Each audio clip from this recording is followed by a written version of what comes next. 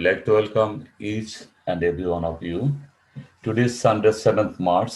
On behalf of ISKCON Scarborough, I would like to welcome each one of you to our Sunday virtual class. We have had respected Maharajas and devotees from all over the world to give classes for ISKCON Scarborough. Today we are very honored to welcome His Grace Adi Gadadhar Das from ISKCON Atlanta to give a class on glories of Lord Shiva.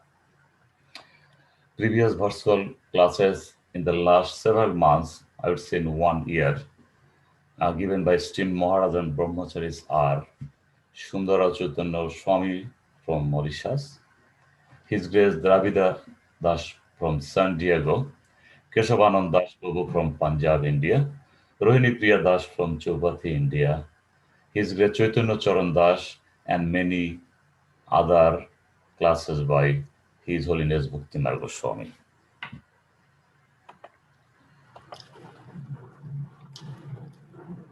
Adi Das Prabhu is maybe new to some of you, but not everyone. Many devotees already know him. Prabhu is from ISKCON Atlanta, and he was introduced to Krishna consciousness by Gaur Gopal Prabhu and Gauranga Prabhu in August 1998 at the age of 18 while he was studying at Grand Medical College in Mumbai. He completed his Bhakti Shastri course taught by Chaitanya Charan Prabhu. He received first and second initiation from His Holiness Radhanath Swami Maharaj. He currently serves as the congregation director for ISKCON Atlanta.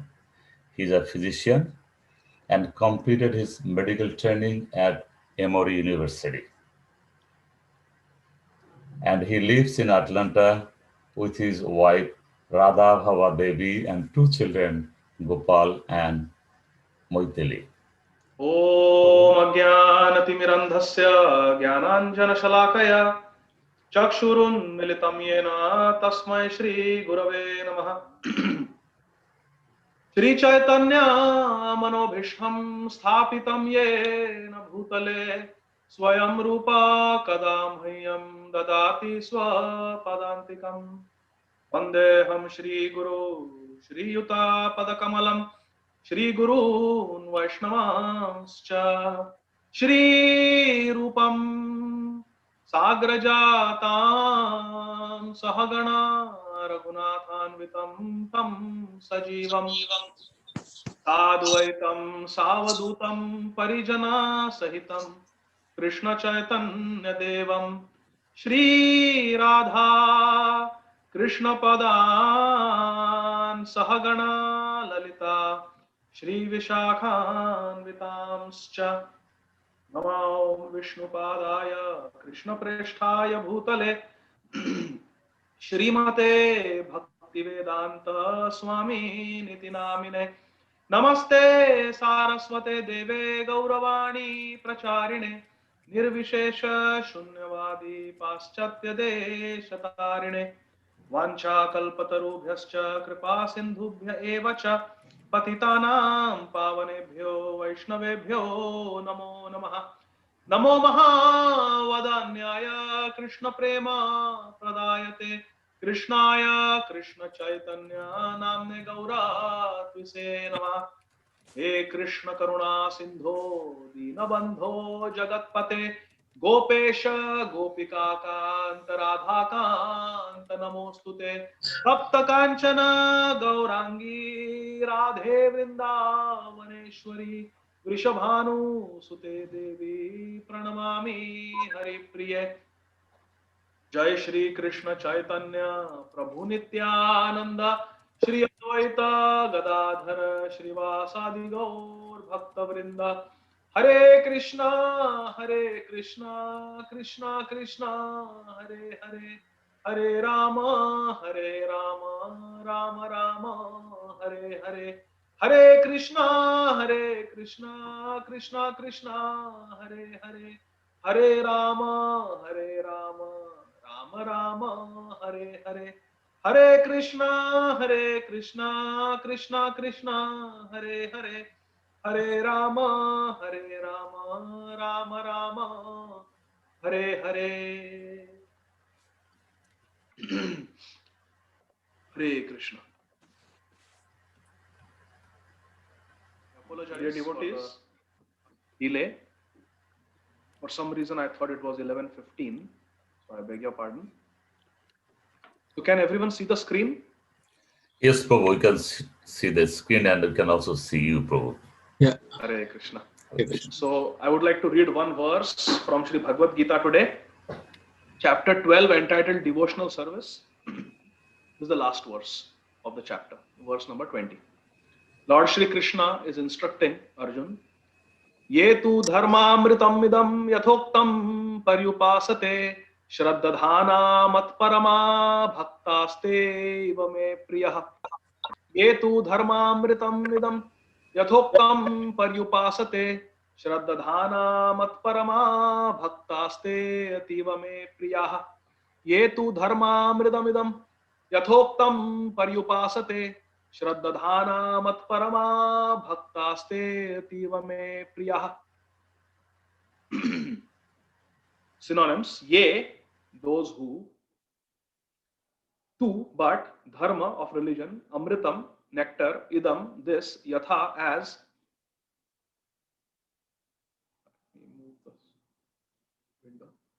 uktam, said; paryupasate, completely engaged; shraddhadhanaha, with faith; mat paramaha, taking me, the Supreme Lord, as everything; bhaktaha, devotees; te, they; ativa, very, very; me, to me; priyaha, dear.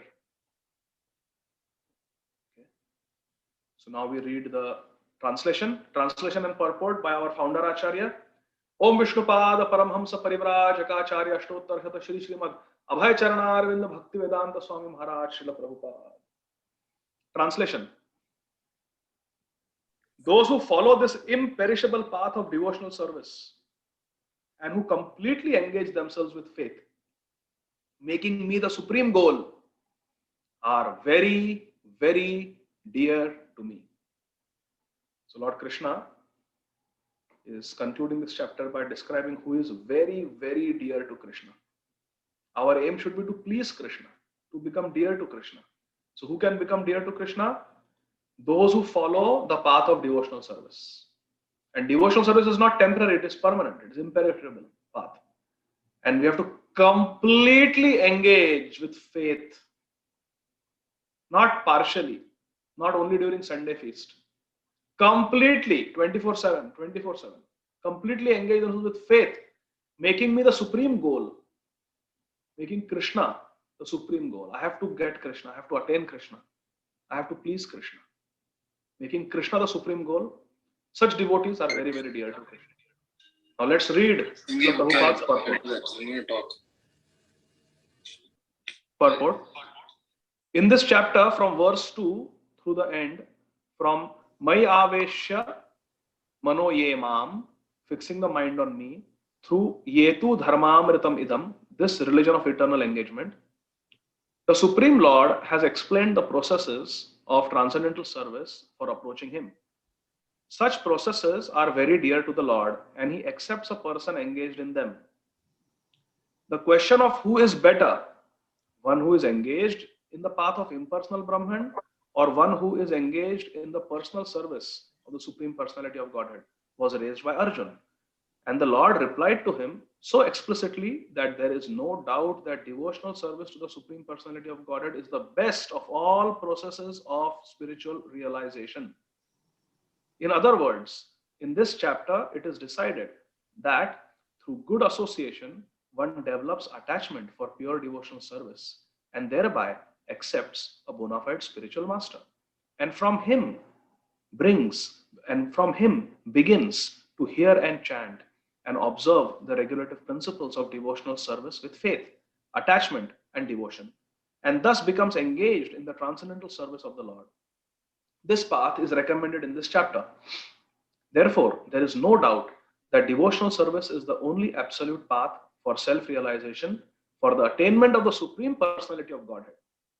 The impersonal conception of the Supreme Absolute Truth as described in this chapter is recommended only up to the time one surrenders himself for self-realization. In other words, as long as one does not have the chance to associate with a pure devotee, the impersonal conception may be beneficial. In the impersonal conception of the Absolute Truth, one works without fruitive results, meditates, and cultivates knowledge to understand spirit and matter. This is necessary as long as one is not in the association of a pure devotee. Fortunately, if one develops directly a desire to engage in Krishna consciousness in pure devotional service, he does not need to undergo step by step improvements in spiritual realization. Devotional service, as described in the middle 6 chapters of Bhagavad Gita, is more congenial. One need not bother about materials to keep body and soul together, because by the grace of the Lord, everything is carried out automatically. End of purport. Gurave Gaurachandraya Radhikaya Tadalaya Krishnaya Krishna Bhaktaya Tadbhaktaya Namo Namaha. Hare Krishna. So, dear devotees from Canada, thank you so much for giving me this opportunity to serve all of you today. And the topic for today's discussion is Vaishnavanam Yatha Shambhu, that Lord Shiva is the greatest of all devotees. And we have chosen this topic because Shivratri is coming up in just a few days. So to prepare our consciousness, we are hearing about Lord Shiva. Even yesterday in our satsang here in Atlanta, we spoke about Lord Shiva because Shivratri is coming. Lord Shiva is often misunderstood. He is misunderstood by those who are not devotees of Krishna, and he is misunderstood by those who are devotees of Krishna also. So what are these common misconceptions about Lord Shiva? Those who are not Vaishnavas, those who are not devotees of Lord Krishna, they misunderstand Lord Shiva as the Supreme Personality of Godhead. Many times they worship Lord Shiva as the Supreme Personality of Godhead. I remember when I was in my hometown, Akola, in Maharashtra, India. This was 2003. Me and my wife, Radha Bhav, we had already taken shelter of our Guru Maharaj, and we were on the list for receiving initiation.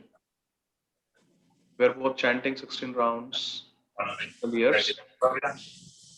I know Krishna Mara kara beta uthe de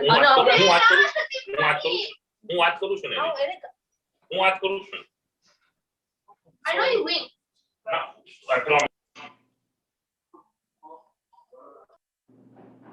Sorry, Prabhu, some devotees did not actually mute themselves. No problem, Amal Prabhu.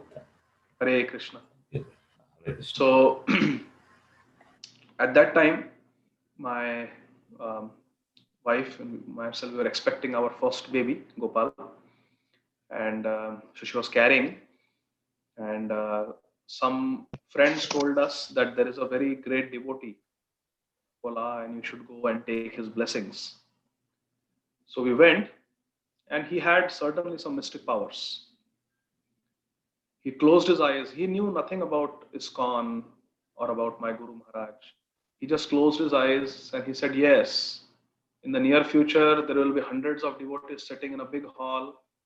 Your Gurudev will be sitting on the Vyasasana and your name will be called out. You will go, you will offer obeisances, and he will initiate you. He told like that.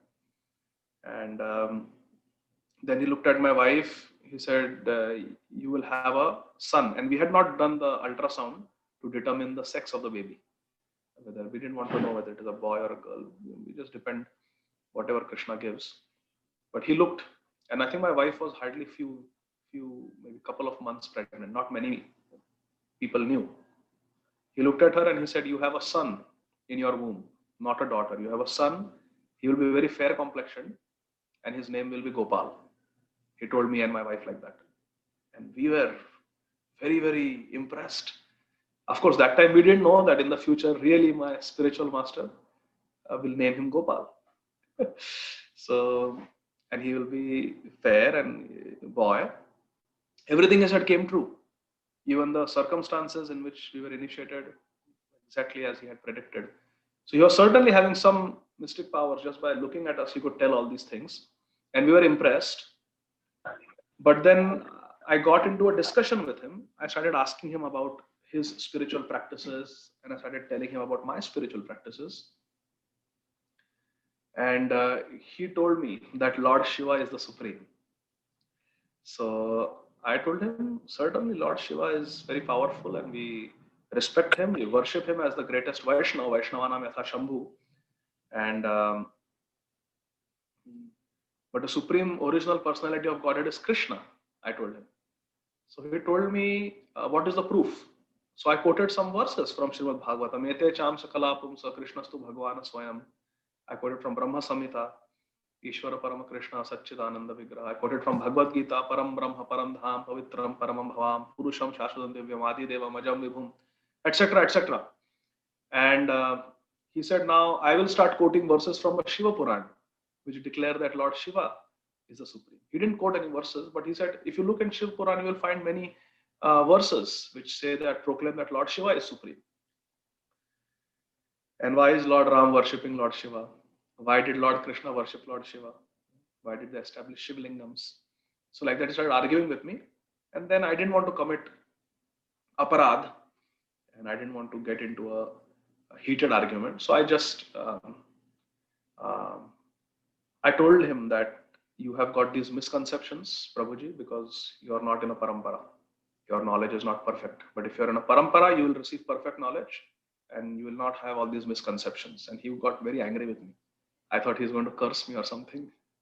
But then me and my wife, we left at his home, thanked him, and we left. So the reason I mentioned this story is, sometimes some people may be powerful. They may have mystic powers. They may have special powers like this devotee of Lord Shiva. But still, they may have some misconceptions about who Lord Shiva is. They may consider Lord Shiva to be the original supreme personality of Godhead, which Lord Shiva is not. And it's a great offense to call Lord Shiva as such. Devotees also have certain misconceptions. Sometimes they feel Lord Shiva is just another ordinary demigod. The demigods are not ordinary. They are great devotees of Krishna. And they serve Krishna in very special ways. But sometimes devotees of Krishna, they misunderstand Lord Shiva as just some ordinary fellow among 33 crore demigods. But that is also misunderstanding. That is also not true. Because we understand from our scriptures, from Chaitanya Charitamrita, we understand that when a living entity, a Jivatma, Mame Vamsho Jiva Loka Jiva Bhuta Sanatana, we are all parts and parcels of Krishna. We are Amsha, Mama Amsha, Jiva. In Bhagavad Gita, Krishna says. So we are Amshas of Krishna. We are fragmental parts of Krishna. Srila Prabhupada said parts and part, we are part and parcel of Krishna. All of you have heard this term. Srila Prabhupada says we are all part and parcel of Krishna. Isn't it? Now, it is a very simple term that Srila Prabhupada is using. We are parts and parcels of Krishna. But actually it is very deep. What does it mean we are parts of Krishna? Parts means, now these fingers are parts of my body. Eyes are parts of my body. The hair is a part of my body. So these are parts of my body, but they are one with the body. But Srila Prabhupada doesn't say we are parts of Krishna. Srila Prabhupada says we are parts and parcel. Parcel means what? You pack something and you parcel it by FedEx or USPS or whatever. So you parcel it. Parcel means to pack it, to separate it and parcel it. So we are parts and parcels, which means we are part of Krishna, but at the same time we are also parcels. Parcels means we are separated from Krishna. We are bhinna prakriti. We are Krishna's prakriti, we are Krishna's energy, but we are bhinna. We are separated. So this is the unity and separation from Krishna.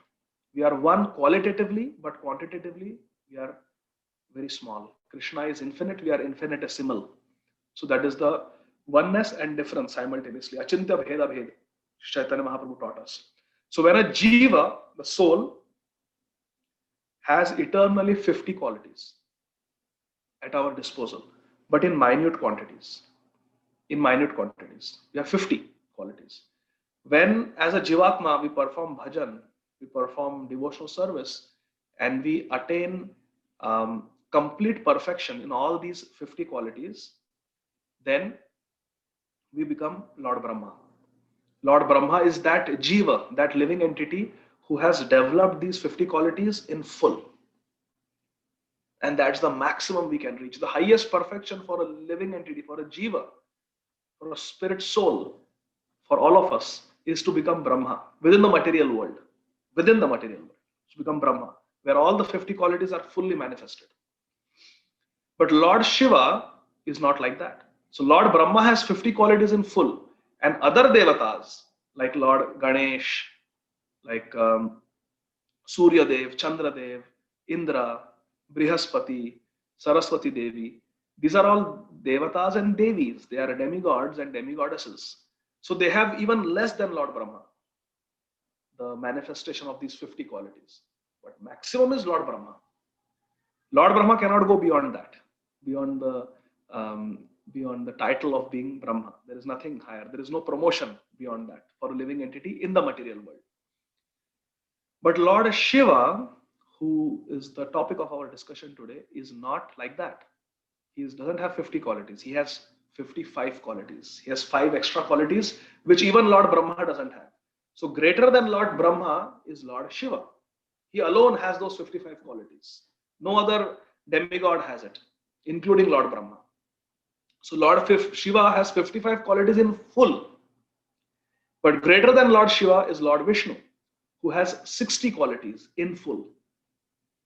And Lord Vishnu has many manifestations like Lord Narsimhadev, Lord Ramachandra, Varahadev, Vamandev. 60 qualities fully manifested. But only Lord Krishna has 4 extra qualities, 64 qualities in total. Of course, Krishna's qualities are unlimited, but our scriptures enumerate 64 qualities for our understanding. And there are 4 qualities which Krishna has, which no one else has. Not Lord Brahma, not Lord Shiva, and not even Lord Mahavishnu. No one. Not even Lord Ramchandra, not even Lord Narasimhadev. Only Krishna. Because Krishna is Swayam Bhagwan. Only Krishna and Sri Chaitanya Mahaprabhu. And these 4 qualities are Rupa Madhuri, their supreme transcendental beauty. Krishna is Madana Mohan. He can attract crores of cupids even. The beauty of Krishna is incomparable. So his Rupa Madhuri. Second is his Venu Madhuri. What Krishna can do with his flute is incomprehensible. Through his flute, he can give all the Brahma Gyan to Lord Brahma in his heart. Through his flute, he can attract even Srimati Radharani. All the gopis he attracts through his flute. So this Venu Madhuri is manifested only in Krishna, not even in Lord Vishnu, not even in Lord Shiva. Then there is Leela Madhuri. The pastimes of Krishna are simply amazing. You look at the pastimes of any incarnation of God or any demigod, it cannot compare to the sweet enchanting pastimes of Krishna. So the Leela Madhuri, the pastime sweetness of Krishna is incomparable. Lord Narsimhadev doesn't steal butter from the homes of the neighborhood gopis.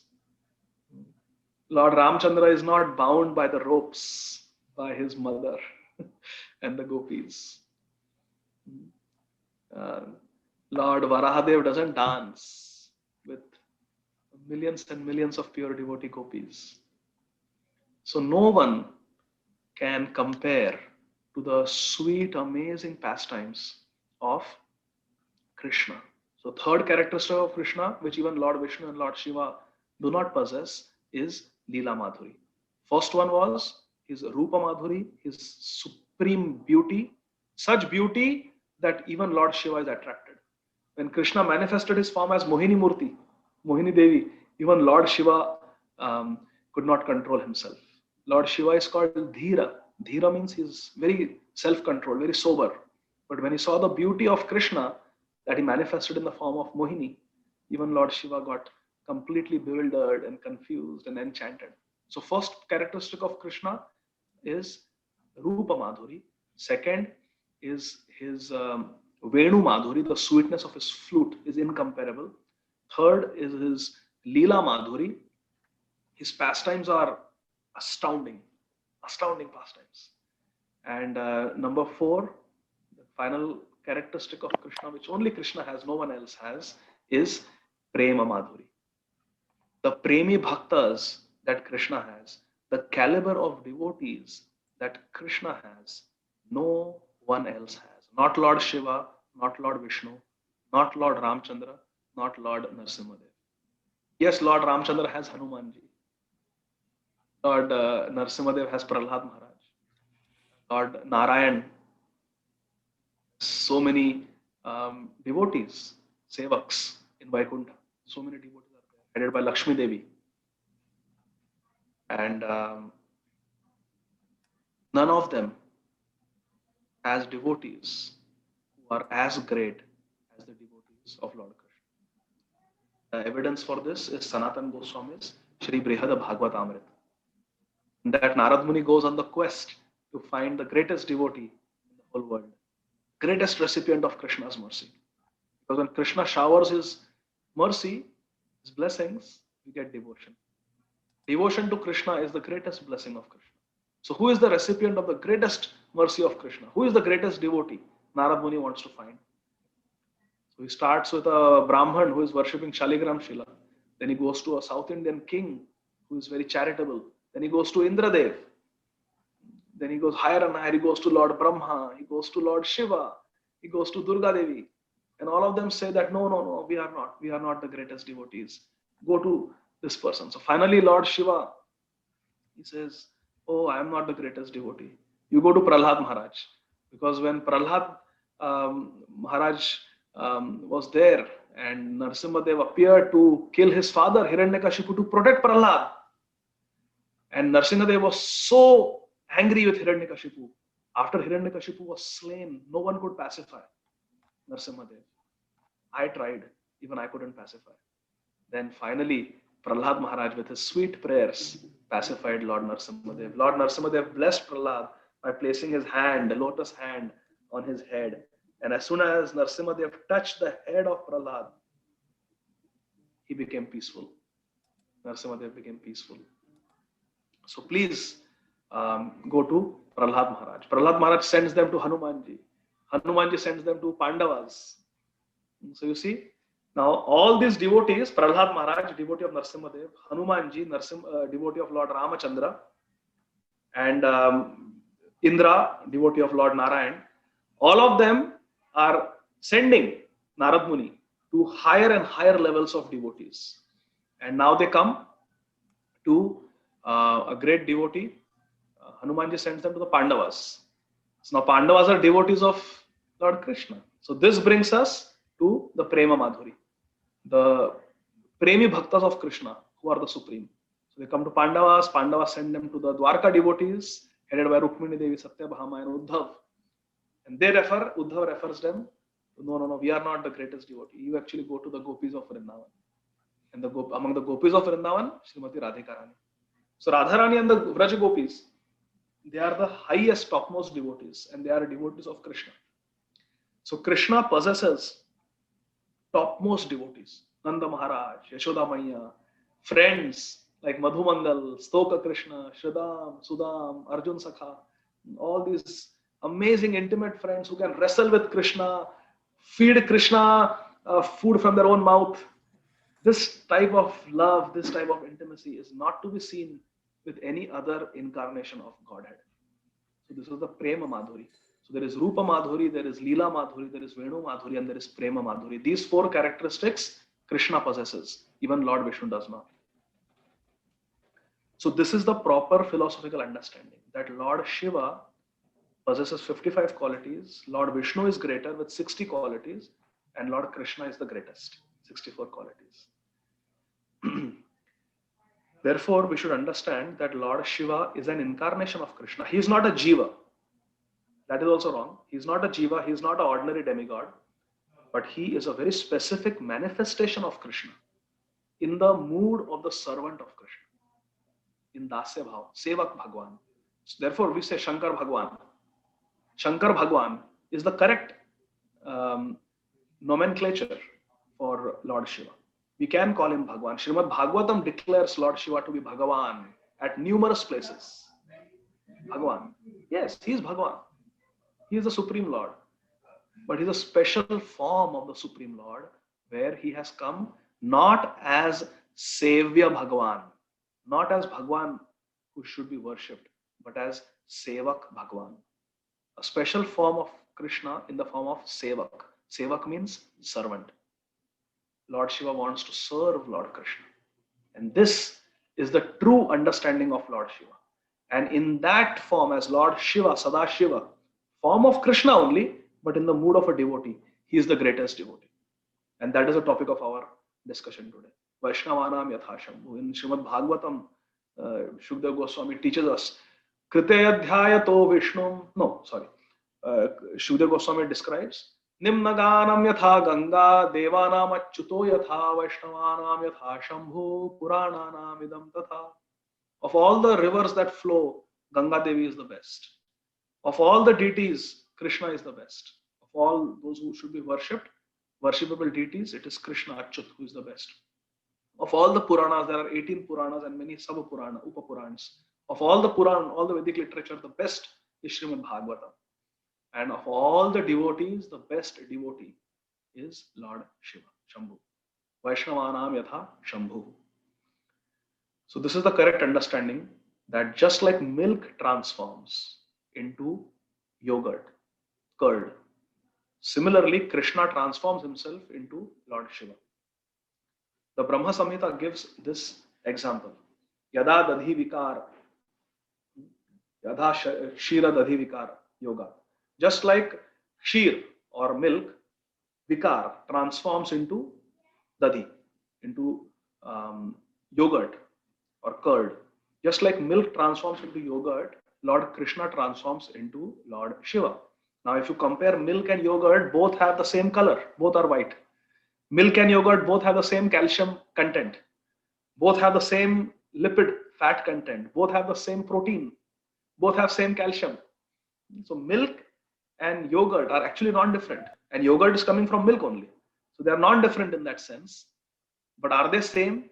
No. Do they taste the same? No. Do they have the same medicinal properties? No. For example, when we have a stomach upset, we have gastroenteritis, we have indigestion, milk is hard on the stomach. It's hard to digest. But yogurt has got probiotics. Yogurt has got natural lactobacillus probiotic. So yogurt is good for digestion. So there is a difference. But milk you can have hot, nice hot Gopal's masala milk we can have. Gopal's tea, herbal tea. You can have nice hot tea with kesher, with saffron and sugar and jaggery and cardamom, elaichi. We can have nice milk, hot milk.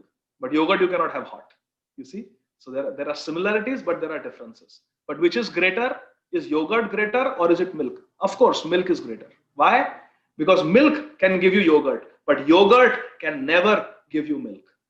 Hare Krishna. Milk is the original. From milk you can get paneer. From milk you can get yogurt. From milk you can get milkshake. From milk you can get ghee. From milk you can get ice cream. From milk you can get sandesh, rasgulla, gulab jam, you name it.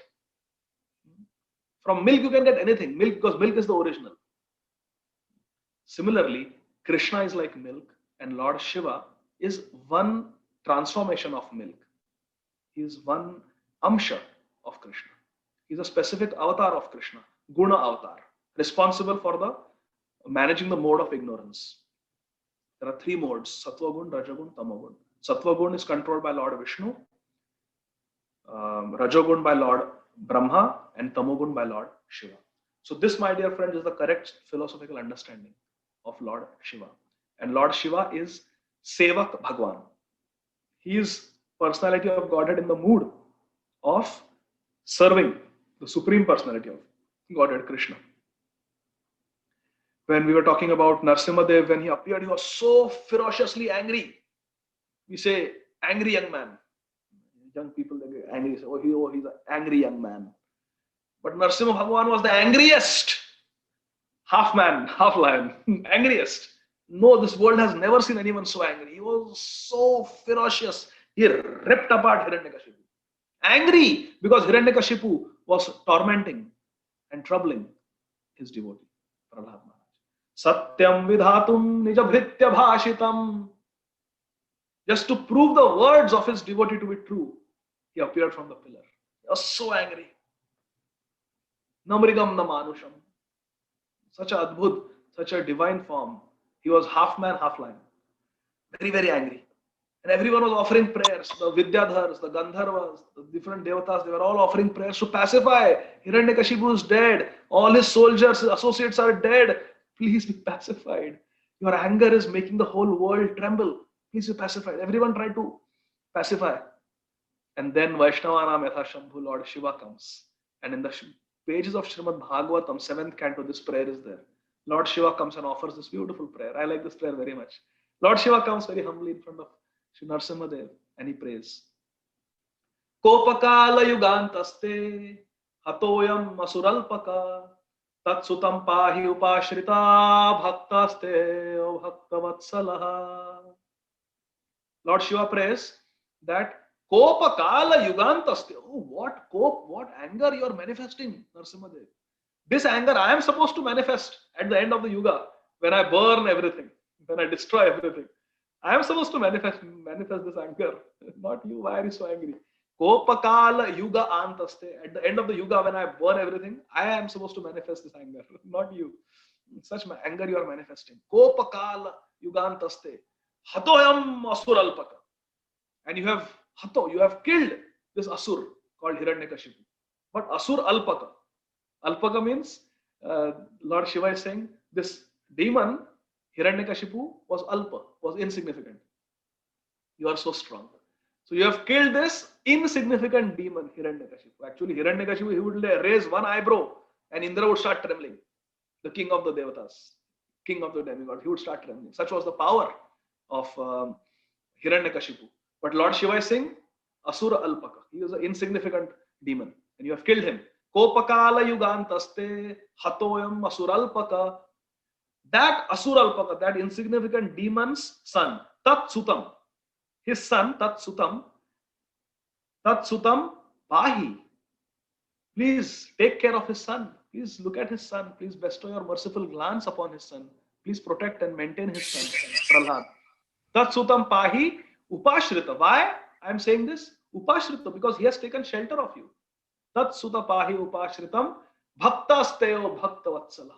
He is your Bhakta. He has taken shelter of you and you are Bhaktavatsal. Therefore, because Narsimha Bhagavan is your Bhaktavatsal and he is your Bhakta Prahlad, please look at him. Pahi, please maintain him, protect him and look at him.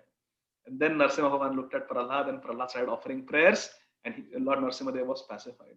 So Lord Shiva played a very important role here by chanting this very important prayer in the pages of Srimad Bhagavatam. Kopakala yugantaste hatoyam asuralpaka tatsutam pahi upashrita bhaktaste bhaktavatsalaha. Bhaktavatsal Narsimhadev was pacified. Narsimhadev is always there to speak up for us, to pray for us, to bless us, to protect us, and to facilitate our seva. There was such a dark time in this world when impersonalism, Sripad Shankaracharya's Mayavad philosophy, was widespread everywhere. Practically, there were no devotees. Even Sripad Ramanujacharya had not yet appeared in this world. So after Adi Shankaracharya's preaching, everyone started following the impersonal school of thought. At that time, there was a very great devotee by the name Sridhar. And he wrote a commentary on Srimad Bhagavatam. And he lived in Kashi, which was the high seat for all the Mayavadis. And he wrote a commentary on Srimad Bhagavatam. Actually, the Mayavadis don't touch Srimad Bhagavatam because Srimad Bhagavatam is very difficult to misinterpret. The Mayavadis love to misinterpret scriptures and squeeze out a non-devotional meaning out of them. For example, they will take Bhagavad Gita and they will concoct They will concoct and they will give some non-devotional meaning. Krishna says, Sarva dharman parityajya mamekam sharanam vraja. No, no, no, no. Don't surrender to Krishna. It is the divine power that is speaking through Krishna. No need to surrender to Krishna. Like that, they will distort the meaning, the true meaning of Bhagavad Gita, and they will give a wrong meaning. But Srimad Bhagavatam, the Mayavadis never touch. Hare Krishna. There is a commentary by Shankaracharya on the Bhagavad Gita, Adi Shankaracharya. But there is no commentary on Srimad Bhagavatam by Adi Shankaracharya. They will dare not touch Srimad Bhagavatam. Because Srimad Bhagavatam is Amala Puran, Tad Vaishnavanam Priyam. It is dear to the devotees, and every word of Srimad Bhagavatam is preaching Uttama Bhakti, pure devotional service. There is no room for the Mayavadis to misinterpret our Srimad Bhagavatam. So they never touched. But Sridhar Swami, although he was in the association of Mayavadis, he was in the school of Mayavadis, he was a great devotee. So Sridhar Swami, he wrote his Tika, his commentary on Srimad Bhagavatam. Bhavartha Deepika. Very beautiful commentary. And Sri Chaitanya Mahaprabhu said that Sridhar Swami is the original commentator on Srimad Bhagavatam. And all other commentators on Srimad Bhagavatam, Sripad Sanatan Goswami, Jiva Goswami, Vishwanath Chakravarti Thakur, Sripad Vallabhacharya of the Pushti Marg, all of them, they follow in the line of Sridhar Swami. Because Sridhar Swami has set the standard. He's the original commentator on Srimad Bhagavatam, and Sri Chaitanya Mahaprabhu personally very much liked and respected the commentary of Sridhar Swami, Bhavartha Deepika, on the Srimad Bhagavatam. So Sridhar Swami wrote this commentary. But at that time, there was no Vaishnavism prominent in this world. All the Vaishnavas were few and far between, obscured by the majority of Mayavadis. So Sridhar Swami wrote that commentary, but there were no takers. No one was willing to accept this commentary or accept Srimad Bhagavatam.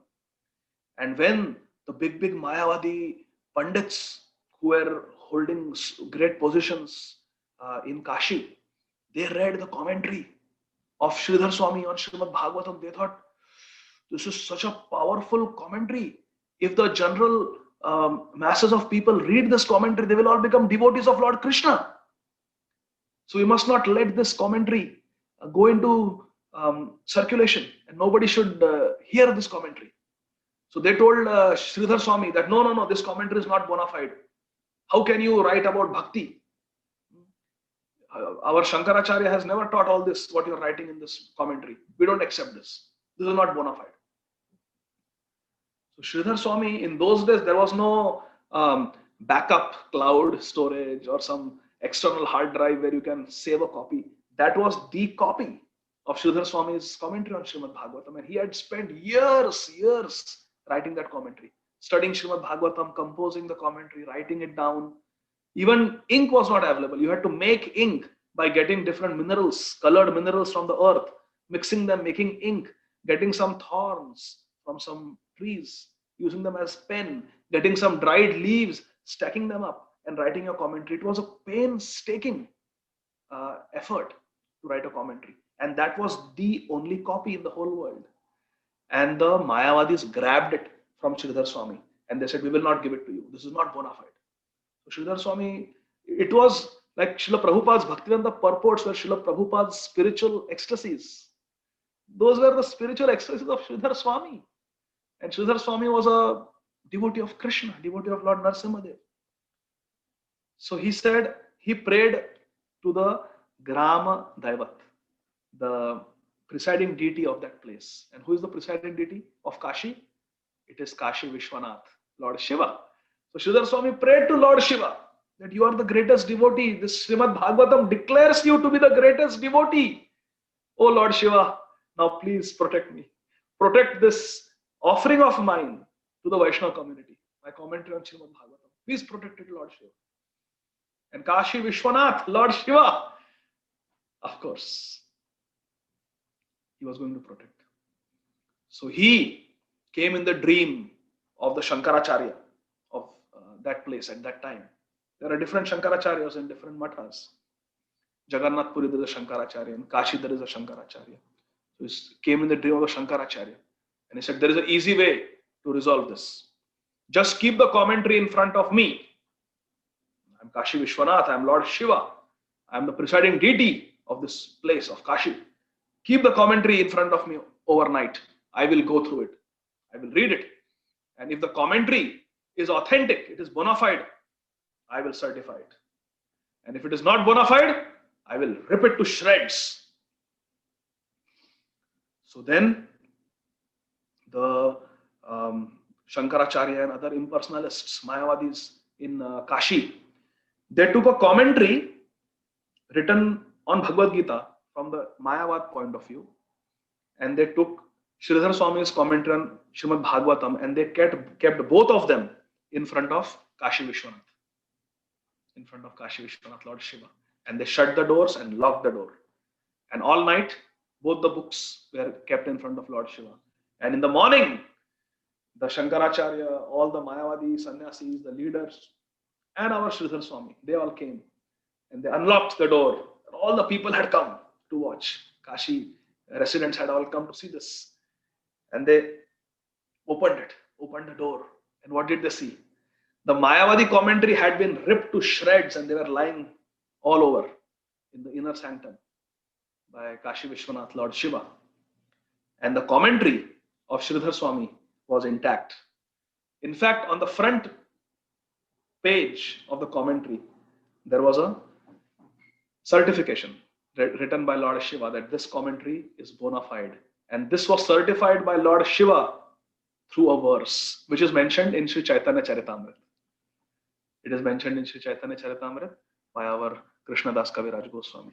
So Lord Shiva, the greatest of devotees, he wrote on Sridhar Swami's commentary.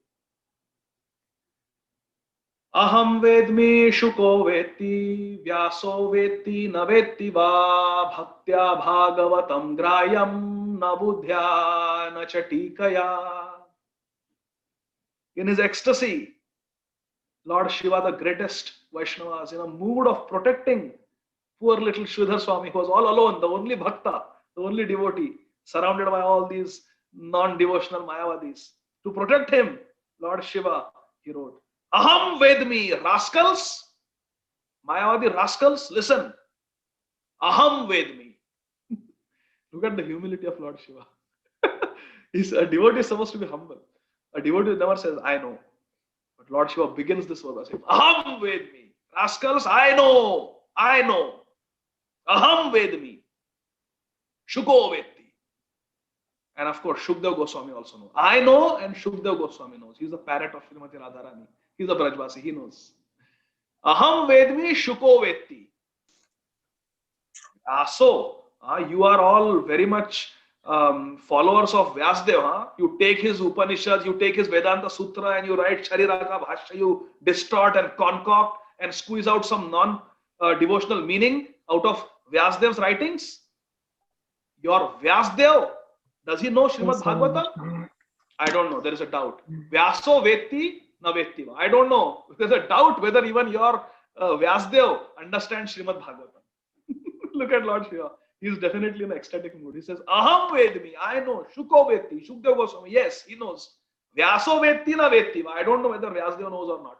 There is a doubt. Aham Vedmi Shuko Veti. Vyaso Veti na Vetiva. Bhaktya Bhagavatam Grayam na Buddhya na Chatikaya. Bhaktya Bhagavatam Grayam. Only a devotee can understand Srimad Bhagavatam. And rascals, none of you is a devotee. Only Sridhar Swami is a devotee. So he understands. Whatever he writes is perfect. Bhaktya Bhagavatam Grayam na Buddhya na Chatikaya. By your tikas, Mayavadi tikas, commentaries, and by your so-called buddhi, you're all gyanis. You're proud of your intelligence. With your own buddhi, your own intelligence, you cannot understand Bhagavatam. Bhagavatam cannot be understood by scholarship and intelligence. Only by bhakti is the true meaning of Srimad Bhagavatam revealed. These are the immortal words of Lord Shiva. Aham Vedmi Shuko Veti Vyaso Veti na Vetiva Bhaktya Bhagavatam Grayam na Buddhya na Chatikaya. And then Sridhar Swami's commentary was accepted by one and all.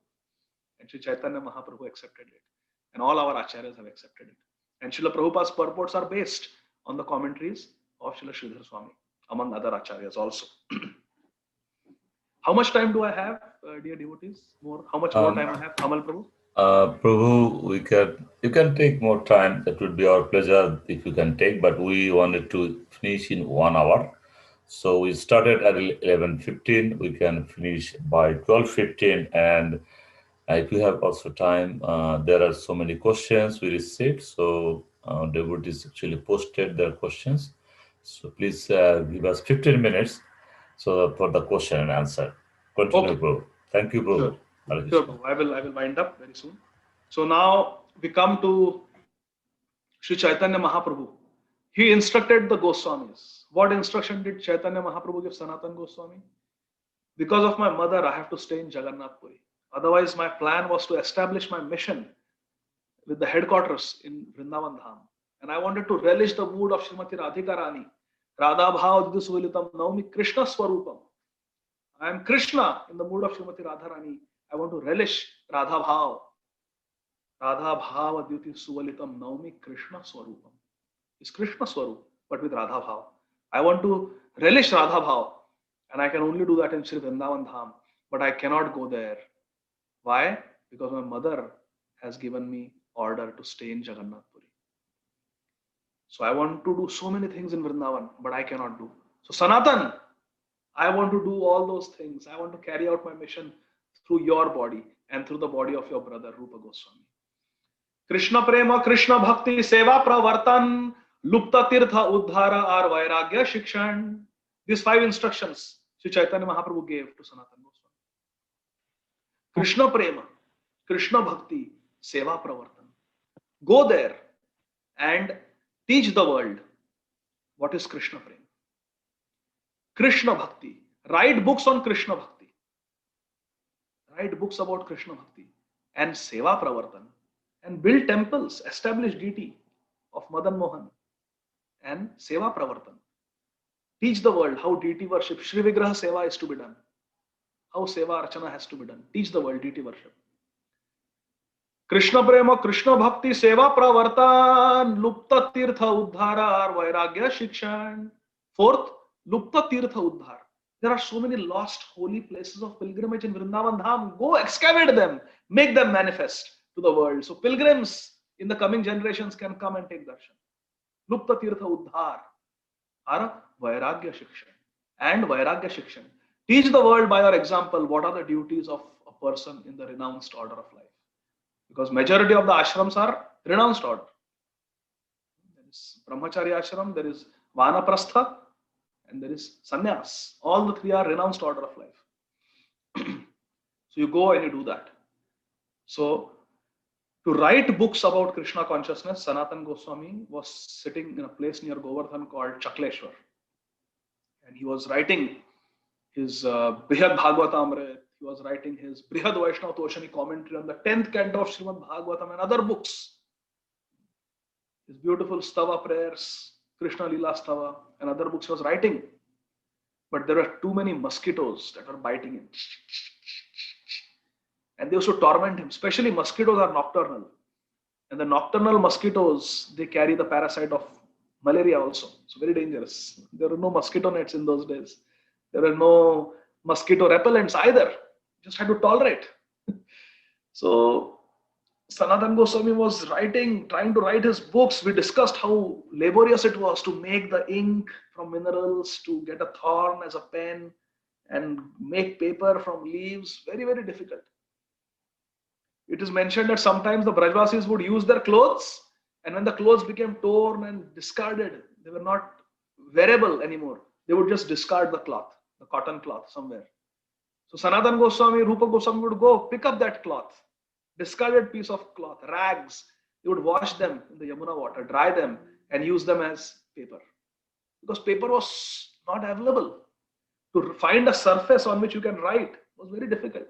And then you have to make the inks from different colored stones. It was a painstaking. We have it so easy. We just buy printer paper. We just buy pens. The pen costs less than $1. It is so easy for us. But the Goswamis have toiled so much to give this nectar to us. And Sanatan Goswami was writing. And the mosquitoes were stinging him, disturbing him. He thought, oof, this is no place for me. I cannot do my service here. So I will leave this place and I will go somewhere else. He thought, tomorrow morning I will go somewhere else. But at Chakleshwar, there is a deity of Lord Shiva, Chakleshwar Mahadev. And Lord Shiva was relishing the association of Sanatan Goswami. Actually, Sanatan Goswami and Lord Shiva have a very confidential, sweet, intimate relationship, which we don't have time now to discuss. But Lord Shiva was a very good friend of Sanatan Goswami, or is a very good friend of Sanatan Goswami. Because eternally in Goloka Vrindavan, Lord Shiva lives in his original form of Sadashiv as Gopishwar Mahadev. The original, most original form of Lord Shiva is Gopishwar Mahadev. I say this again, please note down this point. The original form of Lord Shiva is not Rudra. It is not even Shankar. It is not even Lord Shiva. No. The original form of Lord Shiva is Gopishwar Mahadev in Goloka Vrindavan. Because Goloka Vrindavan is the original planet. And eternally there in his original Swarup, Lord Shiva lives as Gopishwar Mahadev. He is Sadashiv. And Sanatan Goswami is also there, Lavanga Manjari. So they are friends from Golok Vrindavan. So they had a very good relationship. And Sanatan Goswami was going to leave Chakleshwar and go elsewhere because the mosquitoes were troubling him. So Sanatan Goswami, so Lord Shiva, Chakleshwar Mahadev, he could not bear the thought of separation from Sanatan Goswami. He said, no, Sanatan, you cannot leave. He told Sanatan Goswami, please wait, give me one night. If from tomorrow even one mosquito stings you, then you can leave. Please give one chance. So Sanatan Goswami says, all right. All right.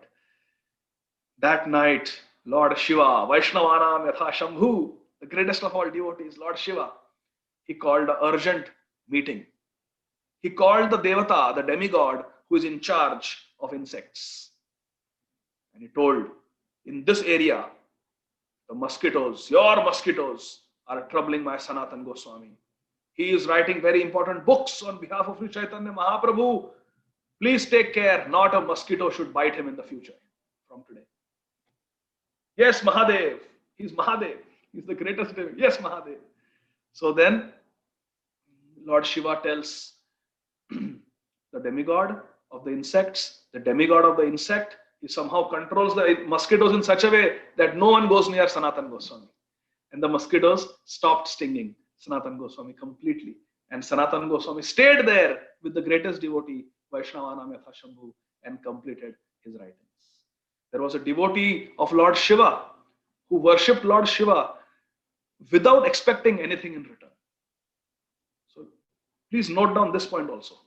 The mercy of Lord Shiva is very merciful. He's called Ashutosh. Very quickly, Ashu, very quickly, Tosh, he becomes happy. Very quickly he becomes satisfied. And then he gives benedictions also. But the benedictions of Lord Shiva are of two types. Sakapat and Nishkapat. Sakapat Kripa, Sakapat mercy of cheating mercy. It is cheating mercy. Cheating mercy of Lord Shiva is what Ravan got. I want this strength, I want that strength. Okay. Banasur got that. I want thousands of arms to fight. All right, take. So all these demons, when they pray, that is Sakapat Kripa of Lord Shiva. It is a cheating blessing, cheating mercy on them. Because they are cheats. This is a world of cheaters and cheated. So they get this mercy, but that mercy becomes the cause of their own destruction. Of course, that their destruction also is auspicious for them because Krishna will kill them and they will get a higher destination. But that is Sakapat Kripa. If we worship Lord Shiva expecting some material benedictions, I want a good husband, good wife, I want wealth, I want health, I want this, I want that, then I want job, I want green card, whatever it may be, any material benediction we ask, Lord Shiva may give it to us, but it is Sakapat Kripa. It is a cheating Kripa and it will lead to problems in our life. But the second type of mercy of Lord Shiva is Nishkapat Kripa, which is genuine mercy, true mercy, Nishkapat Kripa. And this is the example of the Prachetas. The Prachetas prayed without expecting anything in return. And Lord Shiva gave them the Shiva Gita, the song of Lord Shiva mentioned in the 4th canto of Srimad Bhagavatam. They recited those prayers and within a short time, they got darshan of Lord Vishnu. And Lord Vishnu himself came and blessed all the 10 brothers, Prachetas. And I am very pleased with you. So this is Nishkapat Kripa of Lord Shiva. So there was a devotee in Vrindavan of Lord Shiva who was Nishkapat. He was very sincere and he prayed to Lord Shiva without expecting anything in return. But he also had some corner of his heart. He had, sorry, not this one. So yeah, he worshipped Nishkapat. He worshipped without expecting anything in return. He worshipped Lord Shiva. And Lord Shiva was very pleased with him. So Lord Shiva appeared to him and said, "My dear devotee, you have worshipped me without expecting anything in return. Ask for any benediction." So Lord Shiva said, like that, ask for any benediction. So the devotee of Lord Shiva said, I did not worship you expecting anything in return. I'm just your unalloyed devotee, Lord Shiva. You are my Aradhya Bhagwan. You are my Ishtadev. And I just worship you because I love you. I don't want anything from you. Lord Shiva said, no, I'll feel very happy if you ask me for some benediction, because I'm Ashutosh. I like to give benedictions. So ask me for some benediction. I want to give you something. So this Brajvasi devotee, who was Nishkapat, who was not cheating, he was a genuine devotee of Lord Shiva. He said, I can't think of anything. I never prayed, worshipped you, expecting anything in return. No, I insist. Ask me for something. I want to give you. The devotee of Lord Shiva said, okay, I can't think of whatever is dearest to you, you give me that. Whatever is dearest to you, you give me that. He said like that. Lord Shiva said, all right. Tomorrow morning, you jump into your well in your courtyard and you go to the bottom of your well and you will find that I will give you the thing that is most dear to me. So next day morning, this Brajvasi got up and he jumped into the well, swam to the bottom of the well, and there he found the deity of Radha Madan Mohan. Hare Krishna. Radha Madan Mohan Ji ki jai. So this Radha Madan Mohan are the dearest to our Lord Shiva. There is one more story that happened at the Radha Madan Mohan temple, that touchstone, Parasmani, but we don't have time for that today. There are many stories of Lord Shiva bestowing his mercy on the devotees of Krishna, like Sridhar Swami, Sanatan Goswami. It's an endless list. So much can be spoken. So much can be spoken about Advaita Acharya, who is the incarnation of Lord Shiva in Gaura Leela. But I will conclude the class by narrating two incidents from the life of our founder Acharya Srila Prabhupada that shows us what is the mercy of Lord Shiva. Lord Shiva came as Advaita Prabhu in Gaura Leela. Srila Prabhupada, before coming to America to begin this historical work of taking Krishna consciousness all over the world, which was a desire of Srila Bhaktisiddhanta Saraswati Thakur Prabhupada. It was a desire of Srila Bhaktivinoda Thakur Mahasaya. Our Prabhupada, Srila Bhaktivedanta Swami Maharaj Prabhupada, he first went to Mayapur, and in Mayapur he went to Shantipur. Hare Krishna. And in Shantipur, at the house of Sri Advaita Prabhu, who is Lord Shiva, and Sita Thakurani, who is an incarnation of Yogamaya, he prayed. He prayed to Lord Shiva in the form of Advaita Prabhu. Please give me empowerment. Please empower me. My Gurudev has given me an impossible mission. Please, please, please empower me. Because Srila Prabhupada wanted to bring everyone to Vrindavan. Srila Prabhupada built a home where the whole world can live. But where did Srila Prabhupada build this home? Srila Prabhupada built this home in Vrindavan. Because wherever Srila Prabhupada is, that is Vrindavan. Because wherever there is a pure devotee, that is Vrindavan. Why? Because a pure devotee never leaves Krishna, and Krishna never leaves Vrindavan. Vrindavana parityaja padam ekam magachati. Krishna never leaves Vrindavan, the pure devotee never leaves Krishna. Therefore, pure devotee is always in Vrindavan. So any ISKCON temple where there is a Sri Murti of Srila Prabhupada, there is a Vigraha of Srila Prabhupada, Srila Prabhupada is sitting giving darshan, that is Vrindavan. That is Vrindavan. So Srila Prabhupada wanted everyone to come to Vrindavan. But we cannot enter Vrindavan without the mercy of Gopishwar Mahadev. Because Lord Mahadev, Lord Shiva, the greatest Vaishnava, is the guardian of the Dham. Dhameshwar Mahadev. He is the guardian of the Dham. So therefore, Srila Prabhupada went to pray to Lord Shiva in the form of Advaita Acharya. Advaita Acharya is Sadashiv in Gaur Leela. And he prayed. And there is a very beautiful pastime that happened with the Pujari over there. Some of you may be knowing, but again, we don't have time. But Srila Prabhupada cried and cried and cried. It is mentioned, Srila Prabhupada would chant from morning to evening at Advaita Bhavan in Shantipur, praying for the mercy of Lord Shiva in the form of Advaita Acharya. And only then he embarked on his journey from Calcutta to America. Even as a child, Srila Prabhupada, when he was in school, actually he was in college, there was a very famous professional drama director, and he wanted to direct a drama about the life of Sri Chaitanya Mahaprabhu.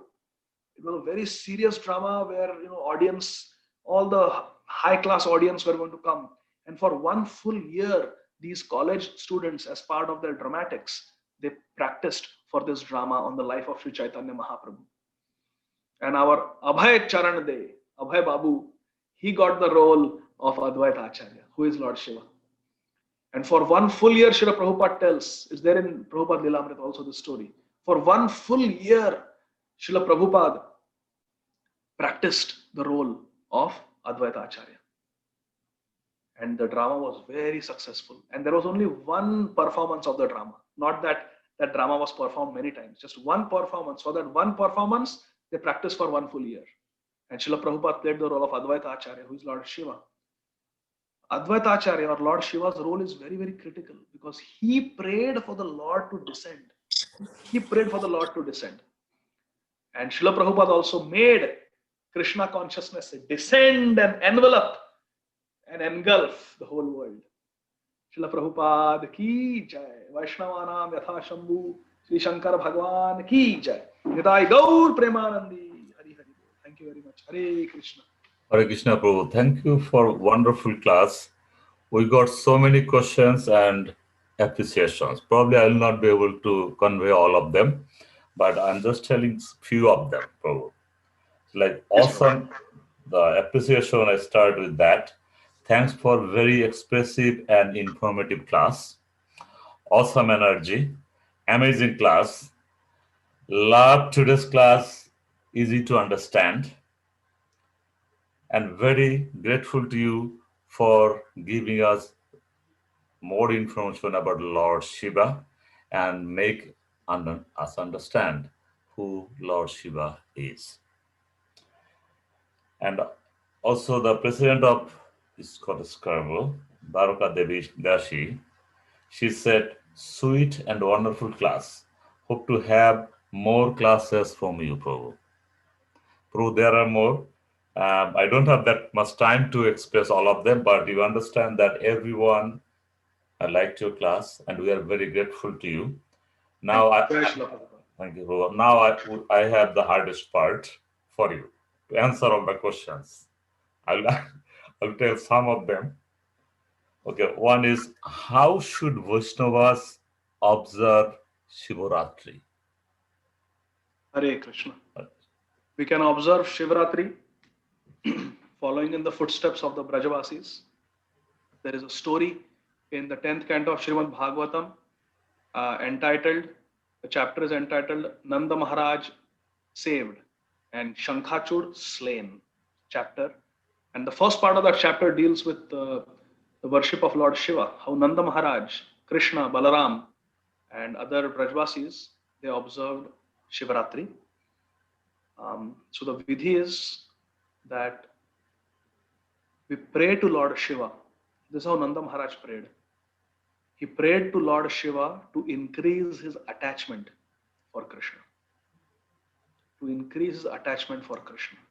They all prayed that let Krishna be protected. Let Krishna be protected and please increase our attachment to Krishna. So on Mahashivratri, on Shivaratri, we can pray to Lord Shiva and to Srimati Parvati Devi that please bless us so that our attachment and our devotion to Krishna only increases. So we can worship Lord Shiva on Shivaratri in the mood that he is our Guru. He is a superior Vaishnava. He is our Guru. And in that mood, we can pray. There are some beautiful prayers. There is one Nandishwara Ashtakam, which I like very much, by Srila Vishwanath Chakravarti Thakur. It is a prayer to Lord Shiva who appeared in Nandagaon as the Nandishwar mountain. So that prayer is there. There is a prayer in Brahma Samhita, which we discussed. Yatha Kshira Dadhi Vikar Yoga. That verse can be recited. And there are also the prayers of Lord Shiva in the 4th canto. They can be read for Shivratri. But the most important thing is to please Lord Shiva. And Lord Shiva, who is Advaita Prabhu, will be pleased if we loudly chant the names of Sri Gauranga Mahaprabhu and Sri Radha and Krishna. So if we chant our Hare Krishna Mahamantra, we do Harinam Sankirtan, we serve the devotees, then Lord Shiva will be very pleased. Lord Shiva was pleased when Sridhar Swami's commentary was protected. Lord Shiva was pleased to offer a humble menial service to Sanatan Goswami. It was a pest control service, my dear friends. Pest control service is not considered to be something very glamorous in today's world. But Lord Shiva was happy to become a pest controller for Sanatan Goswami. So we can understand the heart of Lord Shiva. Lord Shiva will be very pleased if we do Vaishnava Seva. Lord Shiva will be very pleased if we chant the Hare Krishna Mahamantra, we chant extra rounds, and we pray to Lord Shiva that you are the greatest devotee, you are Vaishnavanam Yatha Shambhu. You are the greatest devotee, Param Vaishnava. Please bless me so that I can get Vraj Bhakti. My devotion to Krishna increases. My devotion to Sri Chaitanya Mahaprabhu and my Gurudev increases. Please empower me. And Lord Shiva will empower, like he empowered our Srila Prabhupada to go and create history. Thank you very much. Hare Krishna. Hare Krishna. Thank you, Prabhu, for wonderful answers. Adi Gadadhar Das Prabhu, we are very amazed. I have 5 more questions. I don't know if you have enough time to answer all the questions. Is that okay, Prabhu, to ask 5 more questions? Prabhu, I have time, another 15 minutes, so we can try to. Very good, Prabhu. So I just say one question is Hanuman an expansion of Shiva? Yes. Hanumanji is a Amsha of Lord Shiva, and it was Lord Shiva's seed that was carried by Vayudev and invested in Anjana, the mother of Hanumanji. Hanumanji, the son of Keshari Vanar Raj, and his mother's name was Anjana. And Anjana got the seed of Hanumanji, pregnancy of Hanumanji through Vayudev, but Vayudev was only the medium, the carrier, but the seed was belonging to Lord Shiva. Therefore, Hanumanji is a combined, he's an expansion of Lord Shiva for sure, but he also has the potency of Vayudev. Therefore, he's called Pavanaputra, because Vayudev carried, and he is also Anjani Putra. Anjani Putra Pavana Sutta Nama. Mahavir Vikram Bajrangi. Yes, so yes, he's expansion of Lord Shiva, and Lord Shiva comes to assist Lord Ramchandra in the Ramayana in the form of Hanuman. Yes, Hare Krishna.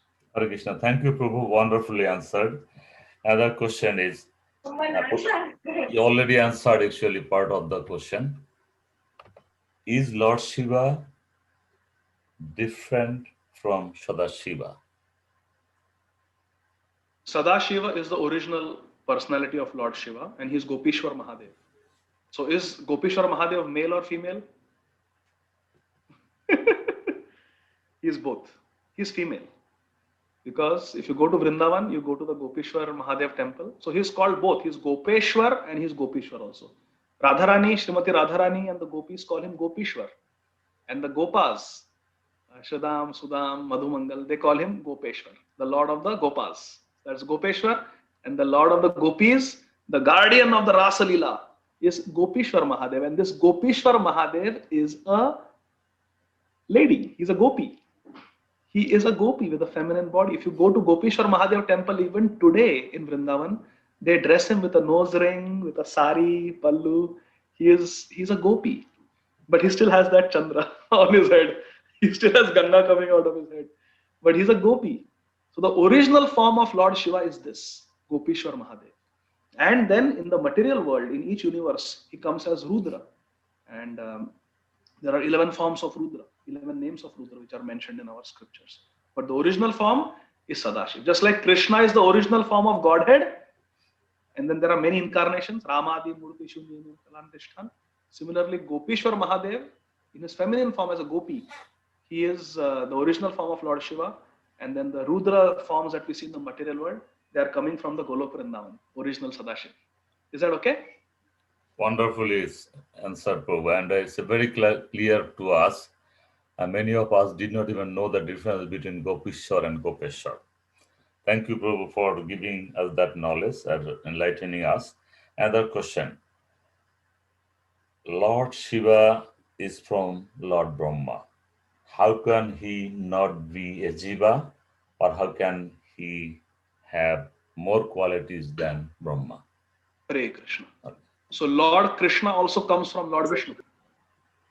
Lord Krishna comes from Lord Vishnu. If you read Srimad Bhagavatam 10th canto, in the jail of Kamsa Maharaj, first Lord Vishnu appeared, Chaturbhuj, with his four arms. And then he transformed himself into two-armed Krishna. So Krishna comes from Vishnu. So by the same logic, how can Krishna have more qualities than Vishnu if Krishna is also coming from Vishnu? Well, Krishna will always come from Vishnu because in this material world, all the incarnations, including Krishna, they come through the agency of Lord Vishnu, Lord Narayan. All the Vishnu Tattva incarnations will come through the agency of Lord Narayan in the material world. Just like if I'm sitting in this room, everybody has to come through that door. There is no other way. You have to come through that door. So everyone, every incarnation of Krishna, Ram, Narsimhadev, they all come through the agency of Mahavishnu in the material world, because Mahavishnu is the creator of the material world. But that doesn't mean anything, because Krishna appeared after Lord Ramchandra. Lord Ramchandra is superior to Krishna. That logic also is not right, because time, Kal, we understand in Bhagavad Gita itself, Kalosmi, Krishna is Kal. Krishna is, time is under the control of Krishna, and in this material world, all incarnations, they come through the door, through the door of Vishnu, all the Vishnu avatars. But that doesn't mean that Lord Vishnu is greater than Lord Krishna. The Rudra who comes through the anger of Lord Brahma between his two eyebrows, that Rudra form is only coming through the gate, the agency of Lord Brahma, because all the Devatas come through the body of Lord Brahma.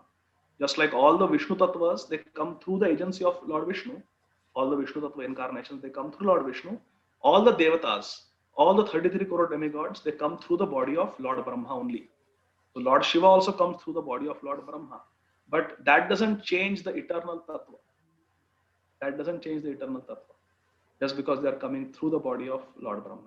So similarly, even Krishna is coming from Lord Narayan. But we discussed how there are these four qualities which Chaitanya Charitamrita and our other scriptures also mention, which even Lord Narayan does not have. That's why Lakshmi Devi, she left Vaikuntha and she came to Vrindavan to participate in the Rasa Leela. Na prapyam shrir tapobhi. Even though she did tapasya, tapobhi, still na prapya. She could not attain the Rasa Leela. Mamastu Vrindavana eva vasa. Vishwanath Chakravarti Thakur writes this verse. So that is because Lord Vishnu does not have those four qualities that Krishna has. And similarly, Rudra doesn't have the sweetness that Gopishwar Mahadev has in Dolok Vrindavan. But in the material world, they will come through Lord Brahma only, because Brahmaji is the creator of the material world. Is that okay? Wonderful answer, Prabhu. So, one devotee wants to have a series of classes. Because I want to give one more addition to that question. For example, like if you take example of any person, like our Amal Prabhu, who is managing this question answer discussion. So Amal Prabhu, what is your? Do you work in the material world? Yes, Prabhu, I work. What do you do? I'm a public servant. So. Public servant, and you have family? Yes, Prabhu, I have a family. If I may ask, who all are there in your home? My son, daughter, and daughter-in-law. Okay. And also so your my son. Yeah. Your wife also. Yeah. Yes. So you have good wife, you have children, you have your daughter-in-law, and you have your government servant. You work in the office, right? You have office where you go. So this is Amal Prabhu. So right now, in front of all of us, Amal Prabhu is Amal Prabhu. He is a Prabhu, he is a devotee, and we are having this discussion. If you go to the office, he is not Amal Prabhu, he is Amal Tagore. He is a public servant, he has certain academic qualifications, and he is doing some professional job over there. That is his role. So that is like Lord Vishnu. That is like Lord Vishnu. And he has his office, Amal Tagore, public servant office. But what is his original form? Is Amal Prabhu's original form a public servant? No. Is Amal Prabhu's original form a family man? Yes. Because he's a family man 7 days a week, always. But only 5 days a week, he is appearing as public servant. But in his constitutional position, he's a family man. He's Amal Tagore, Prabhu, with his family, with his wife, his children, his daughter-in-law, his whole loving family. That is who he is. So that Amal Tagore Prabhu at home is Krishna in Golok Vrindavan, or Lord Shiva as Gopishwar Mahadev in Golok Vrindavan. But in the material world, there are specific services, specific roles that they have to fulfill, and they come in the Rudra Swarup, in different form of different demigods, different Vishnu avatar incarnations. Some are Shaktavesh, some are Amsha, some are Kala Amsha.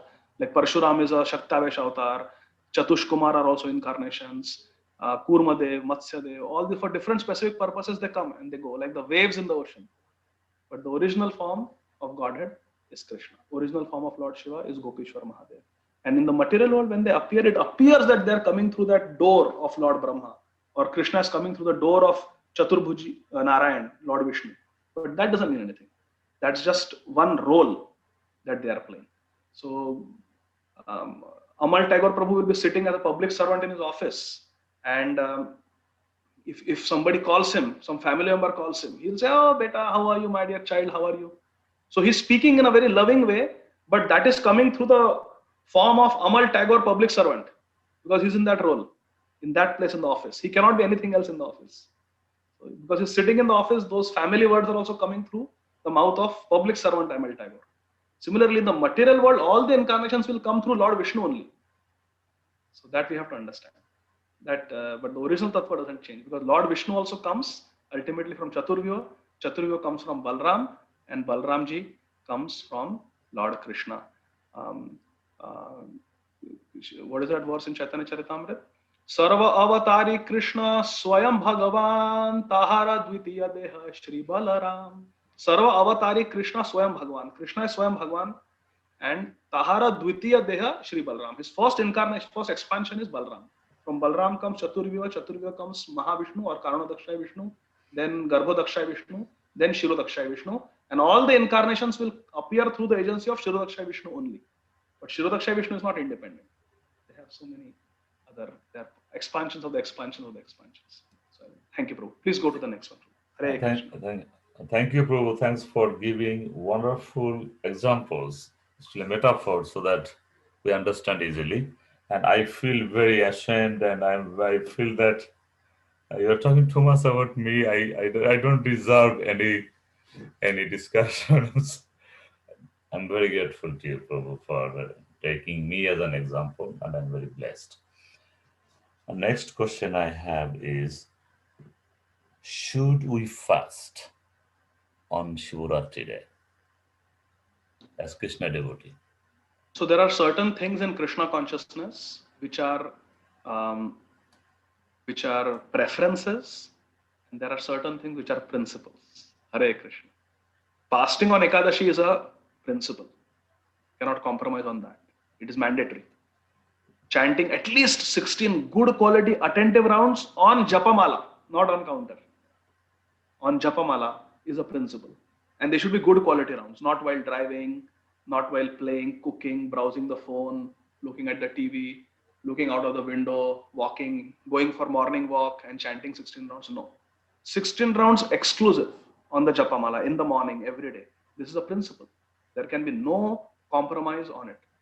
I can give in writing, if someone is not chanting 16 rounds exclusively means no phone, no other disturbance. Spiritual progress will be super slow, very slow, very slow. I have done it and I have experienced it.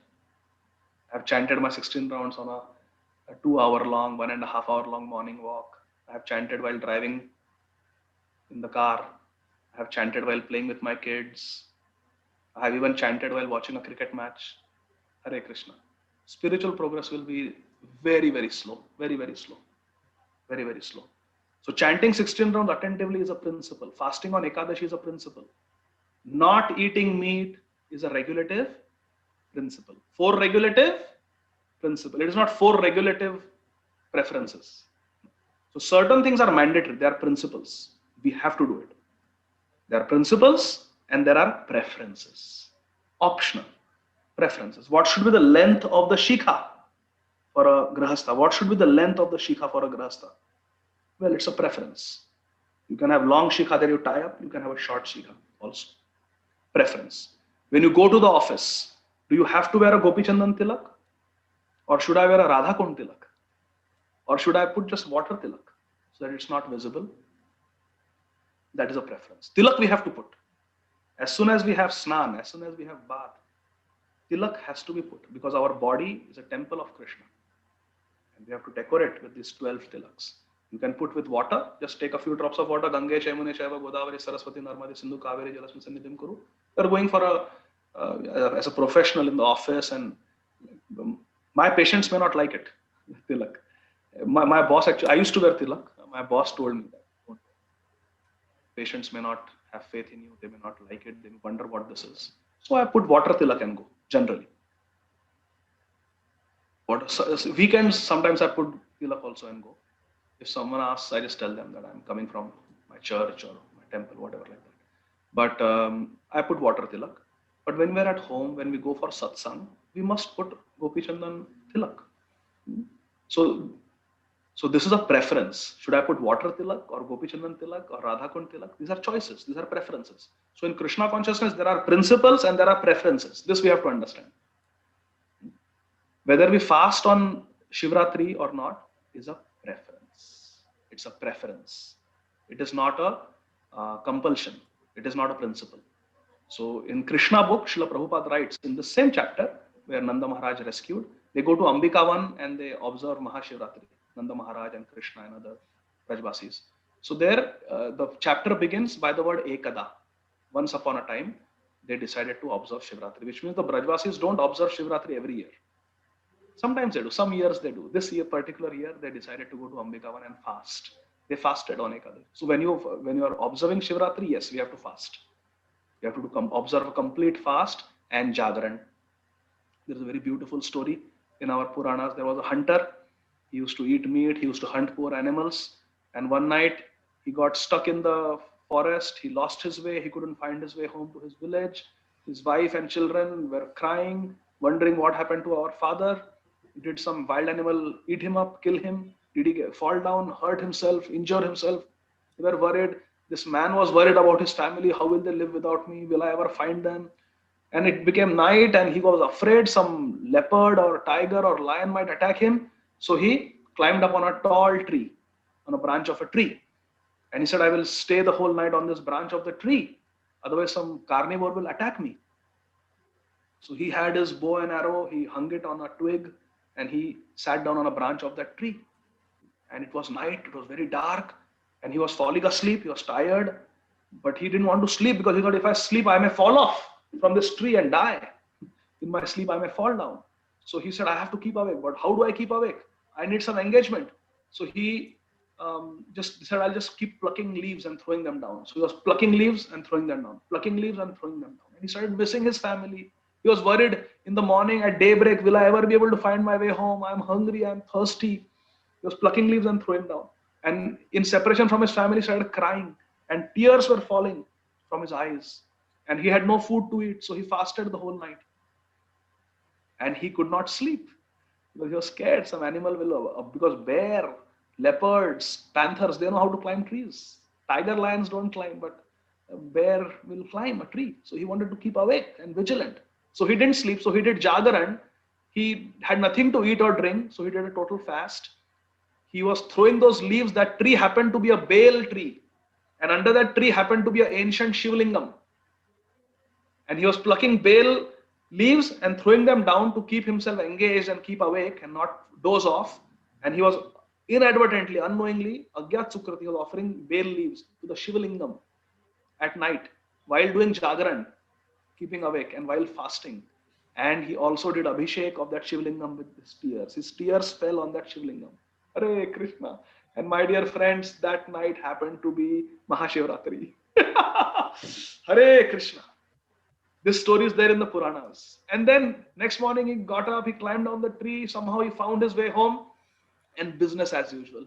Lived the rest of his life as a sinful hunter. Vyad.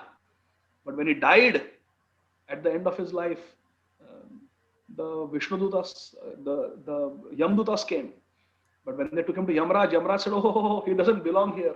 Take him to Shivdham, Mahesh Dham, which is between spiritual world and material world. Very exalted place, very pure place. And he was taken to Shivdham. And he was wondering, what did I do? I never did anything pious in my life.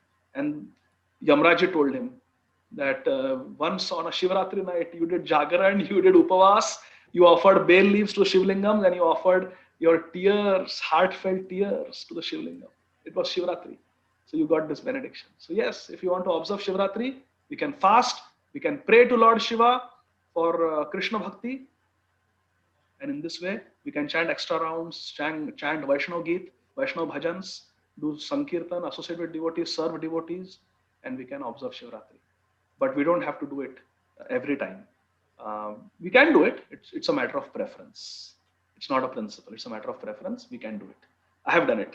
I remember when I was in Orlando 2007, I was very, very heartbroken. I had just come from India. I had left behind my wife and my son in India. I didn't have the money to keep them with me. I had come to prepare for the medical entrance exam. I was living in different relatives' homes as a parasite.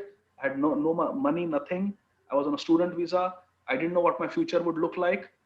And I was very worried, and I had no association of devotees in Orlando.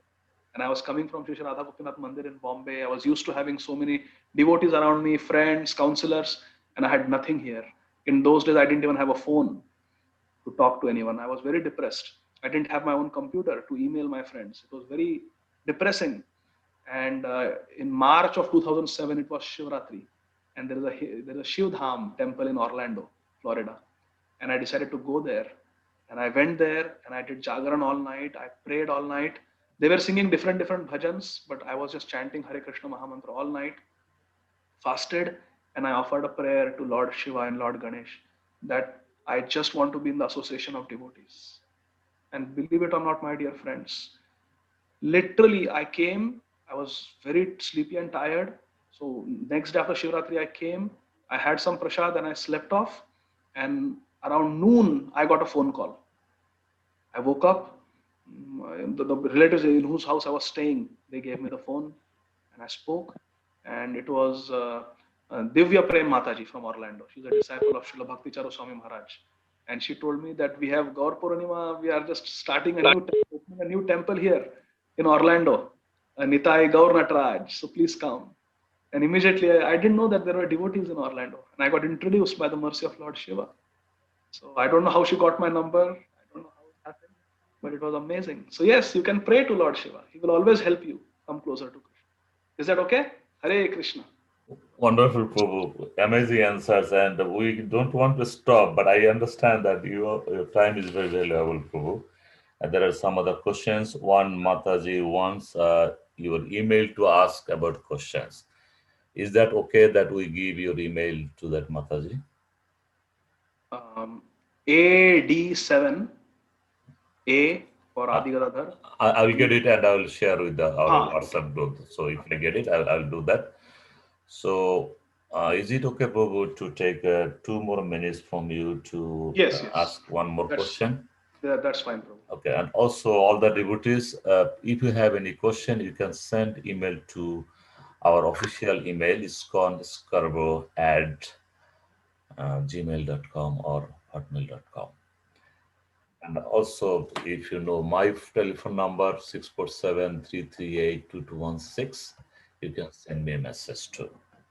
Thanks everyone. We'll ask one more questions to Adi Gadadhar Das Prabhu. That question is, who is entities who will go to Kailasha? Who are the entities who will go to Kailash? The devotees of Lord Shiva, because Lord Shiva's eternal home is Kailash. Those who worship Lord Shiva, they will go to Kailash. And there they will practice Krishna consciousness with Lord Shiva. Because Lord Shiva is always chanting Krishna Nam. By the mercy of Lord Shiva, they will get Krishna Bhakti. That is the mission of Lord Shiva, to elevate people to Krishna consciousness. But he elevates the most difficult to preach people, those in the mode of ignorance. It is easy to preach to people in the mode of goodness, mode of passion also, but very difficult to preach to those who are in the mode of ignorance. But Lord Shiva does that most difficult service of preaching those who are in the mode of ignorance and bringing them to pure devotional service. That's why he is the greatest devotee. And that's why Srila Prabhupada is the greatest devotee. Because he transformed the hippies into happies. Lord Shiva, he transforms the bhoot, pretas, the most sinful people who are so sinful they don't even have a gross body. They have been denied a gross body. They are bhoot, pret, ghostly people. also Lord Shiva engages them in the service of Krishna, purifies them with his Krishna Katha, with his Krishna Nam, and elevates them to pure devotees. So the devotees of Lord Shiva will go to Yanti Deva Vrata Devan, Pitrin Yanti Pratyavatan, Bhutani Yanti Bhuteja, Mad Bhakta Yajinopi Man. In Bhagavad Gita, Krishna says, Yanti Deva Vrata Devan. Those who worship Lord Shiva, they will go to Kailash. Hare Krishna. Is that okay? Yeah, thank you, Prabhu. Thanks a lot for giving a wonderful class. And devotees want to have series of classes from you. We'll contact you, Prabhu, if your time permits. It would be our great pleasure to have you with this for ISKCON Scarborough.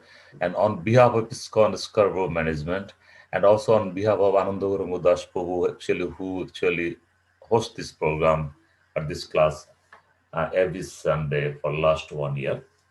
And I am just doing on behalf of him for this Sunday because he is not in town. And thanks everyone, including Adi Radha Das Prabhu and all the devotees. Today we had at 1.67 families joined to this program. So this is one of the highest classes in last 1 year. Prabhu, thank you very much again, and thanks everyone for your valuable time, your association. Today's program was good.